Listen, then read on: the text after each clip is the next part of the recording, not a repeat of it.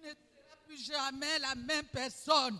Si tu conserves jalousement ce que tu as reçu ce matin, mais n'oublie pas que le diable rôde autour de toi depuis que tu t'es donné au Seigneur.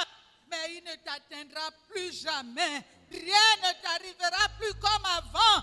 Mais tu vas aller plus haut et tu vas demeurer à la montagne de l'Éternel où il sera toujours pourvu. Sois heureux parce que ce matin, le Seigneur a commencé une œuvre merveilleuse dans ta vie. Alléluia. Gloire au Seigneur.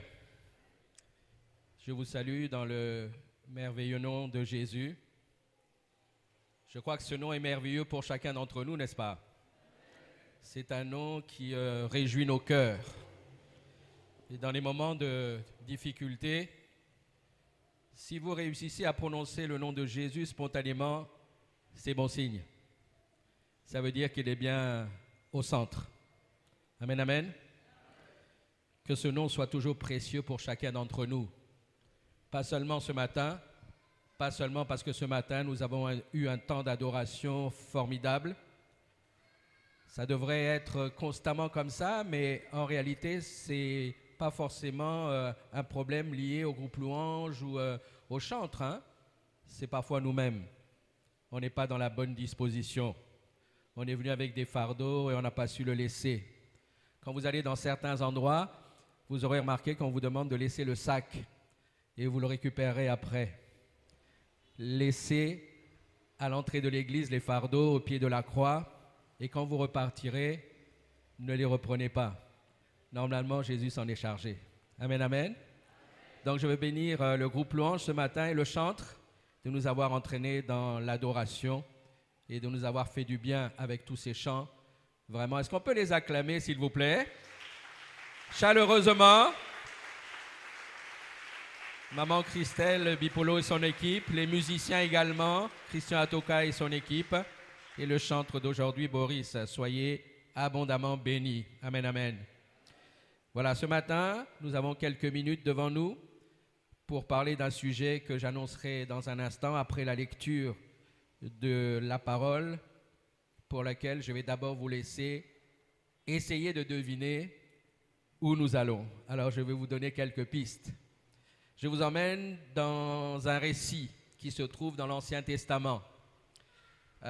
Et nous sommes au 7e siècle avant Jésus-Christ, dans le royaume de Juda. On est ensemble? Ok.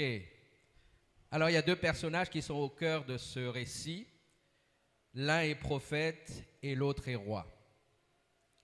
Alors, je vais vous donner quelques indices. Le prophète a été établi en Juda en 630, sous le règne d'un roi qui était encore enfant. Et ce roi est le contemporain du prophète Jérémie. Et c'est le 9e de ce qu'on appelle les 12 petits prophètes. Il y en a qui sont déjà sur la piste ou pas là? Oh. Bon, je vais continuer. Maintenant, le roi. Tu n'as rien dit, hein? Ok. Sinon, mon jeu ne vaut plus rien. Mon complice. Ok. Alors, le roi a régné 21 ans et fut, lui, le 16e roi de Juda. Il est à la fois très jeune, il était le 16e roi de Juda. Son père a peu régné et il est même mort assassiné par ses serviteurs. Quel drame! Et ce jeune roi a fait des choses extraordinaires. Il a restauré le temple de Salomon et a rétabli la Pâque. Alors, dans quel livre allons-nous faire une lecture ce matin? Qui a une idée? Qui a une idée? Ah, on va aller dans Sophonie. Sophonie, un des 12 petits prophètes, le 9e. Nous sommes en 630. Nous allons faire la lecture de ce texte ensemble. J'aime les textes qu'on lit dans leur contexte, parce que ça évite les prétextes. Amen. Ça évite les interprétations de la parole. Sophonie chapitre 1, verset 1, et nous allons aller jusqu'à Sophonie chapitre 2, verset 3. Ce sont des courts versets, mais qui méritent d'être lus. La parole de l'Éternel fut adressée à Sophonie, fils de Cushi, fils de Guédalia, fils d'Amaria, fils d'Ézéchias, au temps de Josias, fils d'Amon, roi de Juda. Le roi, c'est Josias. Le prophète, comme je l'ai dit tout à l'heure, comme vous l'avez compris, c'est Sophonie. Voilà ce que Sophonie proclame de la part du Seigneur au 7e siècle, avant Jésus-Christ. Je détruirai tout sur la face de la terre, dit l'Éternel. Je détruirai les hommes et les bêtes, les oiseaux du ciel et les poissons de la mer, les objets de scandale et les méchants avec eux. J'exterminerai les hommes de la face de la terre, dit l'Éternel. Verset 4. J'étendrai ma main sur Juda et sur tous les habitants de Jérusalem. J'exterminerai de ce lieu les restes de Baal, le nom de ses ministres et les prêtres avec eux. Ceux qui se prosternent sur les toits devant l'armée des cieux, ceux qui se prosternent en jurant par l'Éternel et en jurant par leur roi. Ceux qui se sont détournés de l'Éternel et ceux qui ne cherchent pas l'Éternel, qui ne le consultent pas. Silence devant le Seigneur l'Éternel, car le jour de l'Éternel est proche, car l'Éternel a préparé le sacrifice, il a choisi ses conviés. Au jour du sacrifice de l'Éternel, je châtierai les princes et les fils du roi et tous ceux qui portent des vêtements étrangers. En ce jour-là, je châtierai tous ceux qui sautent par-dessus le seuil, ceux qui remplissent de violence et de fraude la maison de leur maître. En ce jour-là, dit l'Éternel, il y aura des cris à la porte des poissons, des lamentations dans l'autre quartier de la ville et un grand désastre sur les collines. Gémissez, habitants de Matchèche, car tous ceux qui trafiquent sont détruits. Tous les hommes chargés d'argent sont exterminés. En ces temps-là, je fouillerai Jérusalem avec des lampes et je châtierai les hommes qui reposent sur leur lit et qui disent dans leur cœur, l'Éternel ne fait ni bien ni mal. Leurs biens seront au pillage et leurs maisons seront dévastées. Ils auront bâti des maisons qu'ils n'habiteront plus. Ils auront planté des vignes dont ils ne boiront plus le vin. Leurs biens seront au pillage. Leurs biens seront au pillage. Je poursuis au verset 14. Le grand jour de l'Éternel est proche. Il est proche. Il arrive en toute hâte. Le jour de l'Éternel fait entendre sa voix et le héros pousse des cris amers. Ce jour est un jour de fureur, un jour de détresse et d'angoisse, un jour de ravage et de destruction, un jour de ténèbres et d'obscurité, un jour de nuées et de brouillard, un jour où retentiront la trompette et les cris de guerre contre les villes fortes et les tours élevées. Je mettrai les hommes dans la détresse et ils marcheront comme des aveugles parce qu'ils ont péché contre l'Éternel. Je répandrai leur sang comme de la poussière et leur chair comme de l'ordure. Ni leur argent, ni leur or ne pourront les délivrer. Au jour de la fureur de l'Éternel, par le feu de sa jalousie, tout le pays sera consumé, car il détruira soudain tous les habitants du pays. Il y a comme une pause qu'il faut faire avant d'aborder les 3 derniers versets que nous allons lire au chapitre 2. Sophonie poursuit et il dit: rentrez en vous-même, examinez-vous, nation sans pudeur, avant que le décret s'exécute et que ce jour passe comme la balle, avant que la colère ardente de l'Éternel fonde sur vous, avant que le jour de la colère de l'Éternel fonde sur vous. Verset 3. Cherchez l'Éternel, vous tous, humbles du pays, qui pratiquez ses ordonnances. Recherchez la justice, recherchez l'humilité. Peut-être serez-vous épargnés au jour de la colère de l'Éternel. Est-ce qu'on peut dire amen à une parole aussi forte, aussi dure? Amen veut dire ainsi soit-il. En réalité, frères et sœurs, que nous soyons d'accord ou pas d'accord, ce que Dieu déclare arrive. Ce qu'il ordonne arrive. Ce qu'il déclare s'exécute.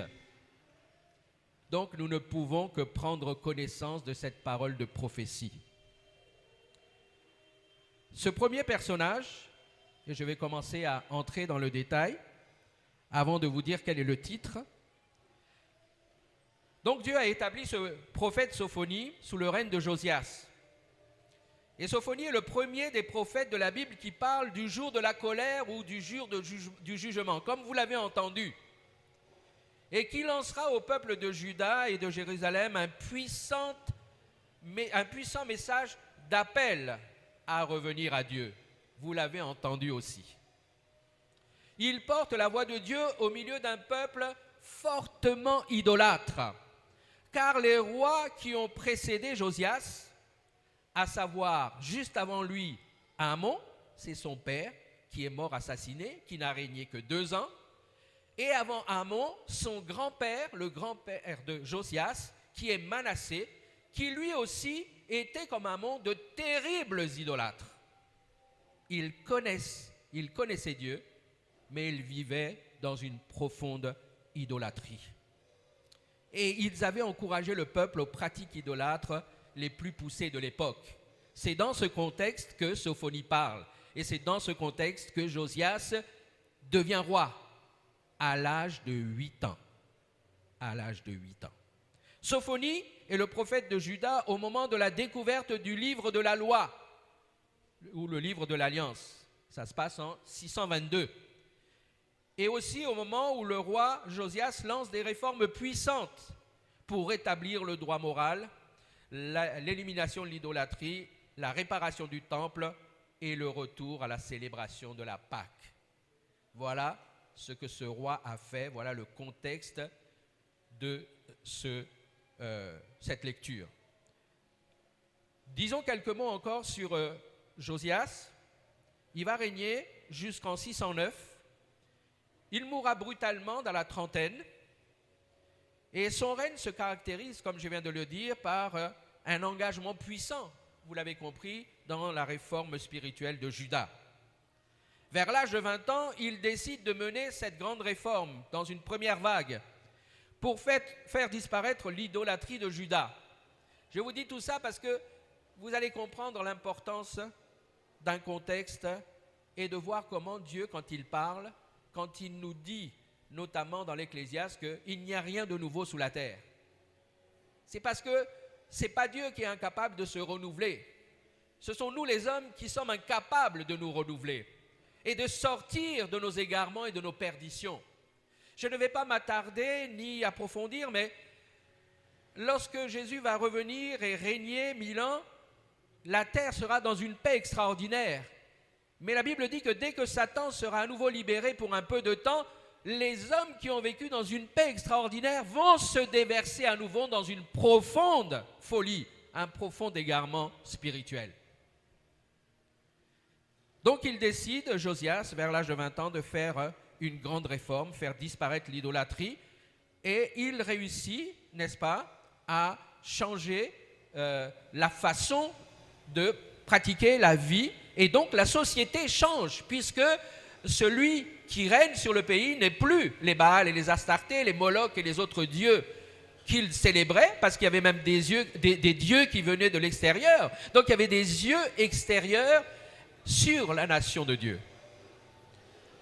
Et vers l'âge de 26 ans, il poursuit une deuxième réforme, et c'est dans cette réforme qu'il ordonne la réparation du temple. Écoutez bien, le temple de Dieu qui était fermé depuis des décennies. Fermé depuis des décennies. Et c'est parce qu'il décide de faire réparer le temple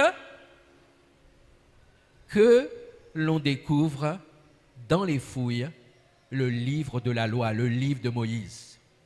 Et quand il découvre ce livre, ils le font lire au roi, et le roi va être bouleversé, et il va entamer cette deuxième réforme avec encore plus de détermination, et il va faire rétablir le règne de Dieu, le Dieu de leur père. Il entreprend de faire disparaître de Juda les idoles, encore plus de détermination, les autres sanctuaires, et il va aussi rétablir la Pâque. Est-ce que vous voyez ces emblèmes ou ces représentations du retour de Dieu dans la vie des Hébreux qui datent de la sortie d'Égypte et qui, au fur et à mesure du temps, ont été délaissés par le peuple d'Israël? Je vous ai dit qu'il n'y a rien de nouveau sous le soleil. Amen. Voilà qui est le roi Josias, un combattant de l'idolâtrie, le restaurateur du temple de Salomon et le destructeur des autels et des traditions païennes. Vous pouvez lire cela, si vous le souhaitez, dans 2 Rois, chapitre 22, 23, et dans 2 Chroniques, chapitre 34 et 35. Le prophète Sophonie annonce à Juda et à Jérusalem, mais aussi en fait à la terre entière, si vous avez bien suivi, le jugement des idolâtres quand viendra le jour de l'Éternel. Ce jour-là est proche, comme dit Sophonie. Il y a des vagues de ce jugement de Dieu. Mais ce jugement arrive. Ceux qui peuvent échapper,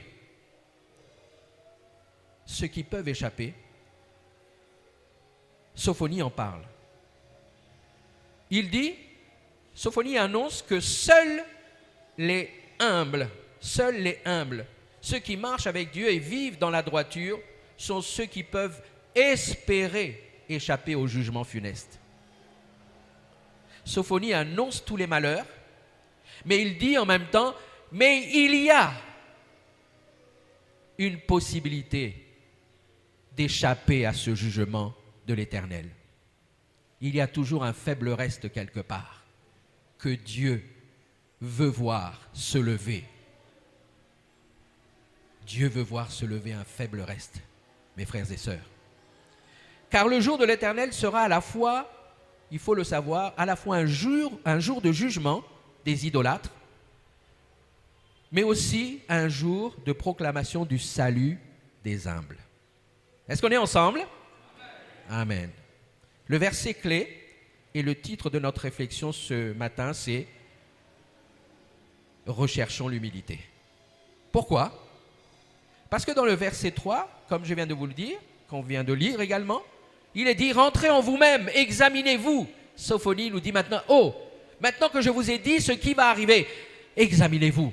Regardez votre situation personnelle. Regarde-toi, mon frère, ma sœur, ce matin, avec l'aide du Saint-Esprit. Examinez-vous, nation sans pudeur, c'est-à-dire sans honte, sans gêne. Avant que le décret s'exécute et que ce jour passe comme la balle, avant que la colère ardente de l'Éternel fonde sur vous. Avant que le jour de la colère de l'Éternel fonde sur vous. Écoutez la suite. Cherchez l'Éternel. Vous tous, humbles du pays, qui pratiquez ses ordonnances, recherchez la justice, recherchez l'humilité, peut-être serez-vous épargnés au jour de la colère de l'Éternel. Voilà ce que Dieu dit depuis maintenant 28 siècles. Ça fait 28 siècles que ce texte existe.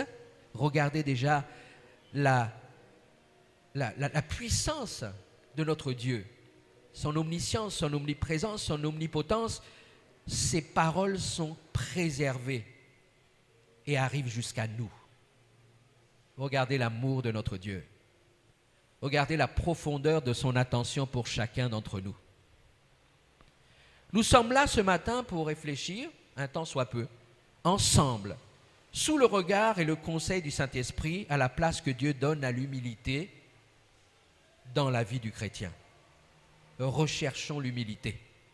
Pourquoi rechercher l'humilité? Eh bien parce que la Bible nous le dit, comme on vient de le lire, et parce qu'elle en parle beaucoup. Il y a à peu près 70 versets dans la parole de Dieu qui parlent de l'humilité et de tout ce qui touche à l'humilité. Et on le voit autant dans le Nouveau que dans l'Ancien Testament. L'humilité est partout.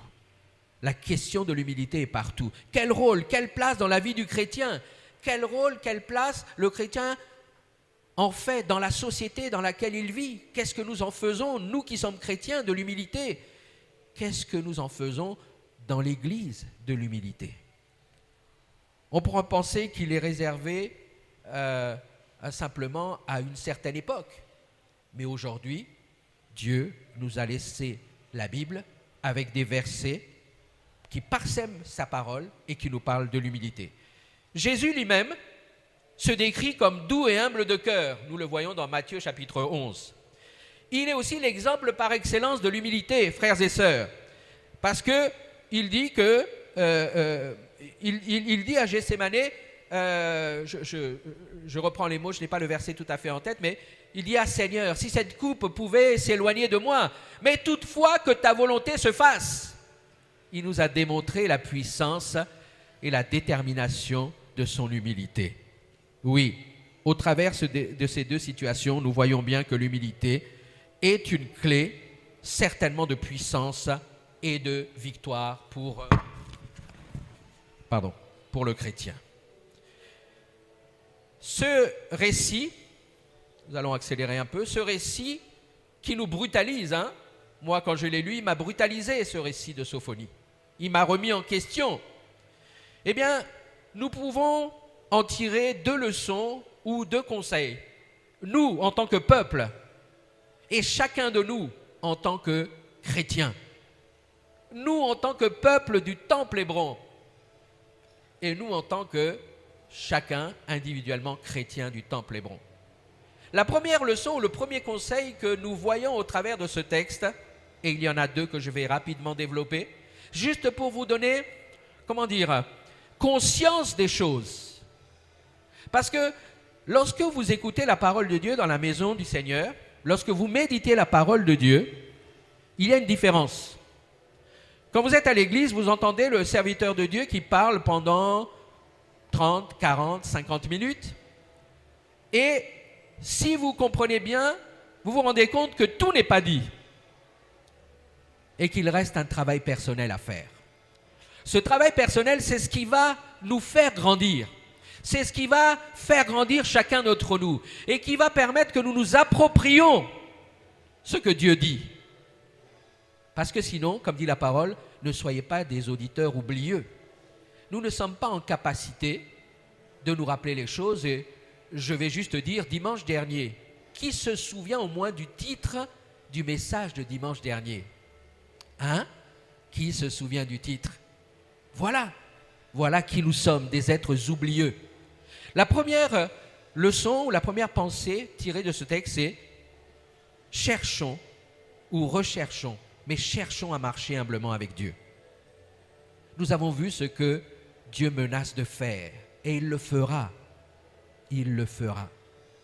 Mais il a dit, dans ce verset 3 du chapitre 2, cherchez l'humilité. La fin du verset nous dit qu'il y a un enjeu, frères et sœurs. Il y a un risque, il y a une conséquence, il y a un danger pour notre âme si on ne recherche pas l'humilité. C'est le premier message de ce récit.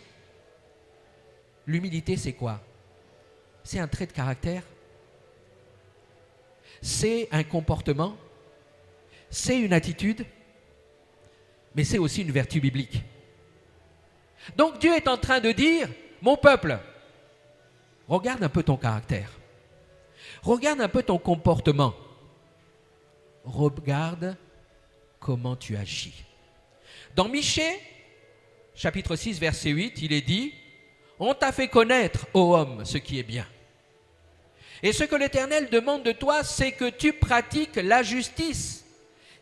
Rechercher la justice, rechercher l'humilité. Et là, Michée reprend encore cette pensée. Que tu pratiques la justice. Une fois que tu as cherché, tu trouves. Une fois que tu trouves, tu pratiques. Amen. Une fois que tu trouves, tu pratiques. Ça veut dire que si tu ne cherches pas, tu ne trouves pas, tu ne peux pas pratiquer. Si tu restes en attente, si tu es juste en train d'entendre, tu repars et tu vis ta vie, tu ne vas pas réussir. Nous n'allons pas réussir. Donc Michée dit, c'est que tu pratiques la justice, que tu aimes la miséricorde et que tu marches humblement avec ton Dieu. Ah, Seigneur, l'humilité, marcher humblement avec Dieu. L'humilité, dans ses racines latines, veut dire bas, peu élevé. Un comportement bas, un comportement peu élevé. Je n'ai aucun doute qu'au milieu de nous, frères et sœurs, il y a des hommes et des femmes, des jeunes, des moins jeunes, qui sont humbles devant Dieu et dociles devant Dieu. Alléluia. Je dis alléluia parce que ça n'est pas évident. Dans la solution, dans la vie que nous avons, ce n'est pas toujours la bonne idée, la solution de l'humilité, la solution de la docilité. Non. On est plus prompt à se rebeller, on est plus prompt à faire valoir ses droits. Et on triche, et on corrompt, et on voit toutes les déviances qui existent dans notre société. Rassurez-vous, dans toutes les sociétés, il y a ce comportement. Mais Sophonie pourrait sans doute dire ce matin, à partir de ce verset, cherchez l'Éternel, vous tous, humbles du temple Hébron. Humbles du temple Hébron, qui pratiquez ses ordonnances. Recherchez la justice, recherchez l'humilité. Peut-être serez-vous épargnés, peut-être serons-nous épargnés au jour de la colère de l'Éternel. Oui, ce récit nous fait découvrir des règles que Sophonie nous rappelle et qui ne sont pas forcément pour nous des règles qui ont un rôle dans le salut. Ce matin, le Saint-Esprit met une dimension du salut par grâce en avant au travers du principe de l'humilité. Qui tous les jours a conscience que Dieu veille sur notre humilité? Mon fils, ma fille, tu sors là de la maison, je te regarde, je vois un peu comment tu vas te comporter. Le témoignage,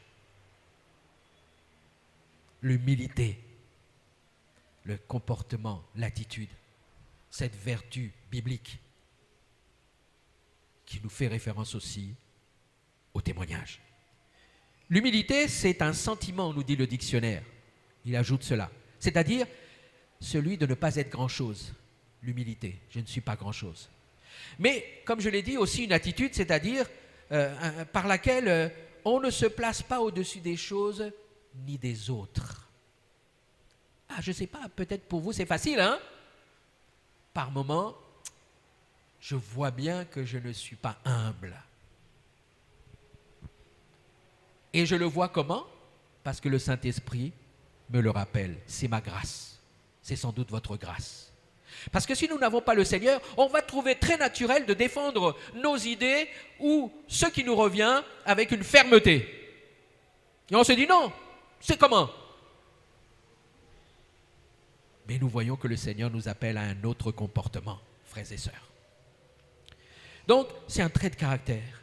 Et ce matin, le Saint-Esprit veut nous parler ensemble et en particulier de notre attitude.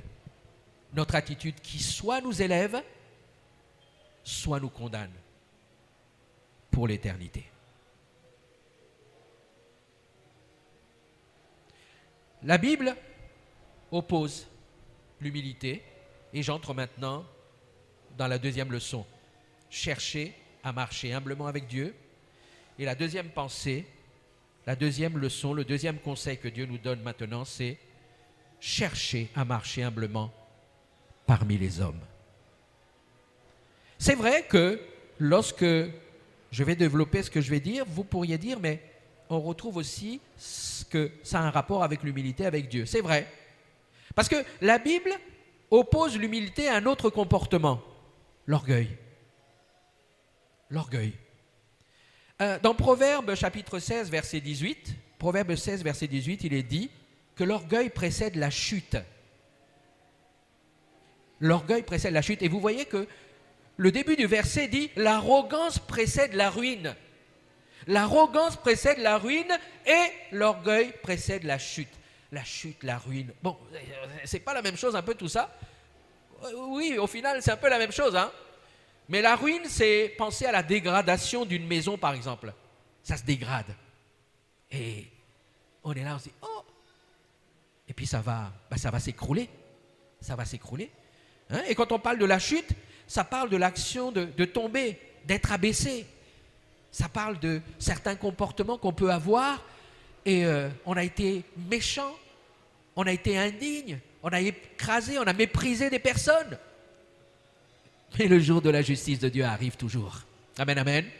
Le jour de la justice de Dieu dans ta vie, dans ta situation, mon frère, ma sœur, arrive.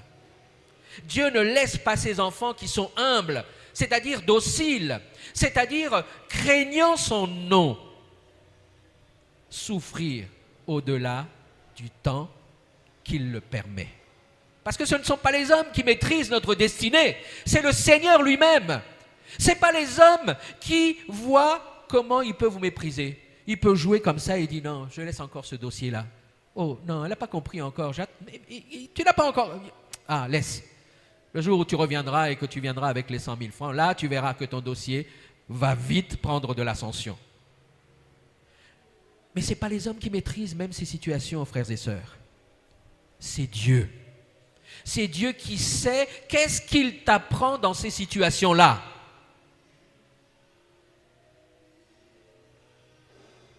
Amen. Oui. Le Proverbe 18, verset 12 dit, puisque je vous dis que les termes s'opposent, Proverbe 18, verset 12, alors que Proverbe 16, 18 dit que l'arrogance précède la ruine et que l'orgueil précède la chute, alors le Proverbe 18, 2 chapitres plus loin, dit « L'humilité précède la gloire ». Et au début du verset, il est dit « Avant la ruine, le cœur de l'homme s'élève ». Frères et sœurs, avant la ruine, le cœur de l'homme s'élève. Parce qu'il pense qu'il maîtrise, parce qu'il pense qu'il détient les clés. Mais nous sommes enfants de Dieu. Et celui qui tient les clés, c'est notre Dieu. Amen. Celui qui fera retentir la trompette au jour dédié. La parole nous dit que même Jésus ne le sait pas. Sachons patienter dans l'adversité, dans les souffrances, dans les situations où nous ne savons pas comment les choses vont tourner. Soyons patients. Soyons patients. Parce que Dieu a le regard sur toi et il ne t'abandonnera pas. Il ne t'abandonnera pas. Reprends confiance. Reprends confiance. Il ne peut pas oublier un enfant humble qui marche dans ses voies. L'enfant arrogant, il va, comme on vient de le dire, il va vers la ruine. Mais l'enfant de Dieu est préservé. Amen. Allons un tout petit peu plus loin encore. Dans le Proverbe chapitre 22, verset 4, il est dit « Le fruit de l'humilité, de la crainte de l'Éternel, c'est la richesse, la gloire et la vie. » J'aurais voulu entendre des amens à ce propos. Bon, ou alors je vous fais trop réfléchir. Non, c'est le Saint-Esprit qui vous fait réfléchir et nous bénissons le Seigneur. L'humilité produit un fruit, frères et sœurs. Le fruit de l'humilité, de la crainte de l'Éternel, c'est la richesse, la gloire et la vie. Alors, Attention, hein, ne voyez pas la richesse comme uniquement la richesse matérielle, financière, etc. hein. Il y a d'autres grandes richesses dans la vie. D'avoir des enfants, c'est une richesse. Pensez à la femme stérile. D'avoir un travail pour quelqu'un qui n'a pas travaillé depuis longtemps, c'est une richesse. La gloire. Parfois, vous êtes tout en bas, on vous a écrasé, puis le lendemain, le Seigneur vous élève. Les autres sont obligés de reconnaître que quelque chose s'est passé. Oui, le fruit de l'humilité. Il y a un fruit à l'humilité. L'humilité produit un fruit. Donc, ce fruit, frères et sœurs, mon caractère produit donc un fruit, puisqu'il s'agit de comportement, d'attitude. Quel fruit produit-il dans ta vie, mon frère, ma sœur? Quel est le fruit que l'humilité produit dans ta vie? La crainte de Dieu se trouve dans un caractère humble. Et nous voyons bien que c'est une force que d'avoir un cœur humble. Marchons humblement. Le peuple de Juda a marché dans l'iniquité pendant des décennies. Il n'y avait plus un comportement digne. Les hommes ne respectaient plus rien, ne respectaient pas Dieu. Et le temple a été abandonné. Le temple a été abandonné. Quiconque se rendra humble, comme ce petit enfant, sera le plus grand dans le royaume de Dieu. Voilà ce que nous dit Jésus dans Matthieu, chapitre 18, verset 4. On lui a posé une question et il répond, je vous dis en vérité, si vous ne vous convertissez pas, si vous ne devenez pas comme les petits enfants, vous n'entrerez pas dans le royaume des cieux. C'est bien ce que Sophonie a dit, non? Si vous n'êtes pas humble, vous n'entrerez pas dans le royaume des cieux. Parce que vous n'aurez pas la bonne attitude, le bon caractère. Parce que si vous n'êtes pas humble, c'est que vous êtes orgueilleux. Si vous êtes orgueilleux, vous allez vers la ruine, vous allez vers la chute. L'humilité est parfois vue comme une faiblesse de caractère par les hommes. Mais le chrétien ne doit pas se sentir complexé parce qu'il est faible. Amen. Ne te sens pas ne te sens pas complexé quand tu es faible. Non. Dieu ne voit pas nos situations de faiblesse comme une situation d'échec, frères et sœurs. C'est là que la puissance de Dieu agit, bien au contraire. C'est là, comme cela est dit dans 2 Corinthiens 12, 10. Quand je suis faible, c'est alors que je suis fort. Alléluia. Dieu se sert de notre faiblesse pour faire éclater sa gloire, frères et sœurs. Dans Philippiens chapitre 2, verset 3, j'accélère un peu. Que l'humilité vous fasse regarder les autres comme étant au-dessus de vous-même.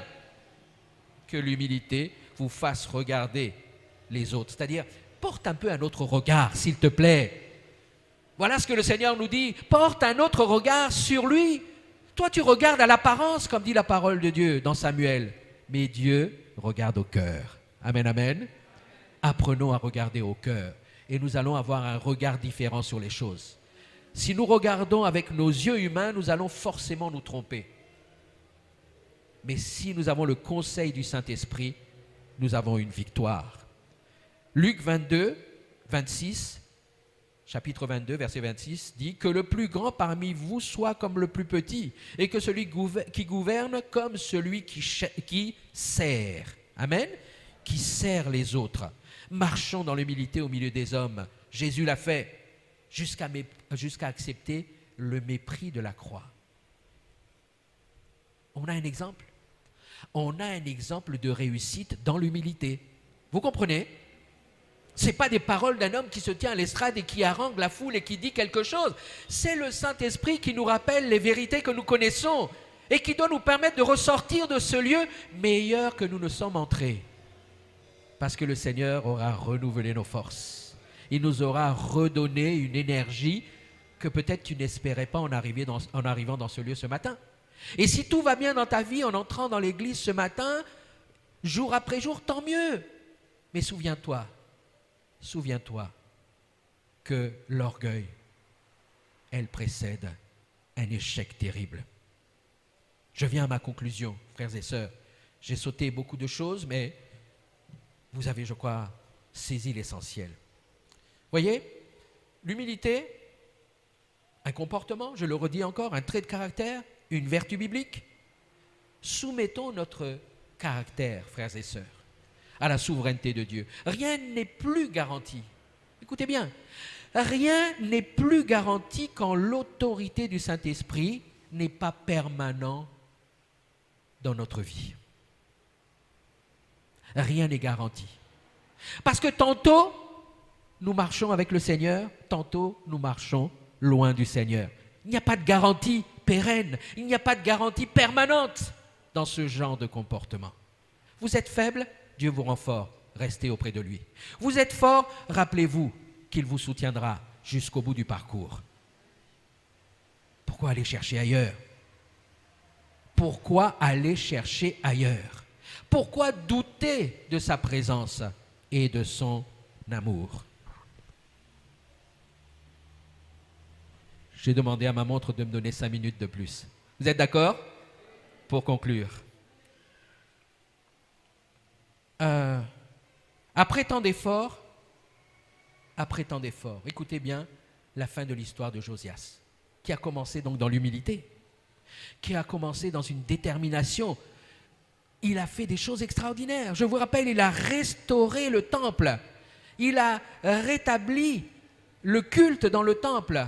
Il a rétabli une autre façon de vivre. Dans la nation de Juda, il y a un retour vers le Seigneur. La Pâque a été de nouveau célébrée. Alléluia. Eh bien, dans 2 Chroniques chapitre 35, au verset 20, Josias a très bien commencé. Il a compris l'humilité. Il a mis Dieu au centre de sa vie. Après tout cela, c'est-à-dire après que Josias eut réparé la maison de l'Éternel, Nécho, roi d'Égypte, Nécho, vous pouvez retrouver son nom dans les livres d'histoire, monta pour combattre à Carchemish sur l'Euphrate. Josias marcha à sa rencontre. N'avance pas encore, s'il te plaît. Josias marcha à sa rencontre. Josias marcha à sa rencontre. On avance, s'il te plaît. Et Nécho lui envoya des messagers pour dire « Qu'y a-t-il entre moi et toi, roi de Juda? Ce n'est pas contre toi que je viens aujourd'hui, c'est contre une maison avec laquelle je suis en guerre, c'est-à-dire la Syrie. Et puis, et Dieu m'a dit, que je suis aujourd'hui, c'est contre une maison avec laquelle je suis en guerre. Et Dieu m'a dit de me hâter. » Dieu a dit à Pharaon de se hâter. « Ne t'oppose pas à Dieu qui est avec moi, de peur qu'il ne te détruise. » La suite. Mais Josias ne se détourna point de lui, et il se déguisa pour l'attaquer, sans écouter les paroles de Nécho qui venaient de la bouche de Dieu. Il s'avança pour combattre dans la vallée de Megiddo. N'avance pas encore. Frères et sœurs, c'est quoi ces comportements où nous avons des précieuses et glorieuses victoires? Nous marchons avec le Seigneur, nous voyons sa main tenir notre main, nous tenons sa main, nous marchons avec lui, nous sommes plus que vainqueurs. C'est la gloire dont on parlait tout à l'heure, mais regardez la suite. Les archers tirèrent sur le roi Josias et le roi dit à ses serviteurs « Emportez-moi, car je suis gravement blessé. » Verset 24. Ses serviteurs l'emportèrent du char, le mirent dans un second char qui était à lui et l'amenèrent à Jérusalem. Il quoi? Il mourut et il fut enterré dans le sépulcre de ses pères. Il mourut. Il est mort. Il est mort, il s'est mêlé de ce qui ne le regardait pas. Il est mort, il était dans l'humilité et il s'est enorgueilli. Le roi vient lui dire, mais ce n'est pas tes affaires. Frères et sœurs, voilà ce que Dieu avait à nous dire ce matin. Je voudrais que nous fermions les yeux juste un instant, s'il vous plaît, que nous courbions le front, juste pour un temps d'intimité personnelle avec le Seigneur. Que chacun puisse se regarder. Que chacun puisse regarder comment il est vis-à-vis du Seigneur dans sa marche avec Dieu et dans sa marche avec les hommes. Et c'est dans ce moment où nous avons le front courbé que je voudrais vous parler de ce que nous sommes dans l'Église. Dans l'Église. Notre humilité dans l'Église. notre humilité dans la collaboration dans l'Église, notre humilité dans l'unité dans l'Église. Sommes-nous un instrument d'unité? Sommes-nous une main d'association dans l'Église? Ou sommes-nous dans les choses de la rivalité, dans les choses de la jalousie, dans les choses du jugement, dans les choses qui ont fait que le temple était fermé et que le livre de la loi a été oublié? Si nous n'avons pas un esprit d'humilité, et si notre prochain n'est pas précieux pour nous, nous ne saurons pas bien nous comporter hors de l'Église, ni dans l'Église, et encore moins hors de l'Église, ce qui fait que notre témoignage ne sera pas la gloire du Seigneur, et nous serons comme beaucoup de ces chrétiens qui parlent dehors, qui chantent des cantiques, mais quand on regarde leur travail, quand on regarde comment ils traitent le client en face d'eux, on se dit, mais les louanges sont dans ta bouche, mais ou regarde ton caractère, regarde ton comportement. Si ce matin tu as besoin de corriger quelque chose de ton comportement, mon frère, ma sœur, alors c'est le moment de parler au Seigneur. C'est le moment de dire, Seigneur, vraiment, tu m'as parlé. Je crois que tu m'as dit quelque chose et je veux prendre un engagement devant toi. Je veux que ma vie soit propre devant toi. Parce que le jugement, quand le jour de l'Éternel arrivera, oui, ne croyons pas que Dieu faiblira, que sa main faiblira. Sa main tiendra ferme. Parce que son royaume ne peut pas accueillir le péché. Ne voyons pas simplement le péché comme nous on le définit, la fornication, le mensonge, etc. C'est aussi un péché qui nous coûtera notre salut de manquer d'humilité. Que le Seigneur vous bénisse, relevons nos têtes. Que le Seigneur vous encourage et qu'il aide chacun d'entre nous à être humble, à rechercher constamment l'humilité. Amen.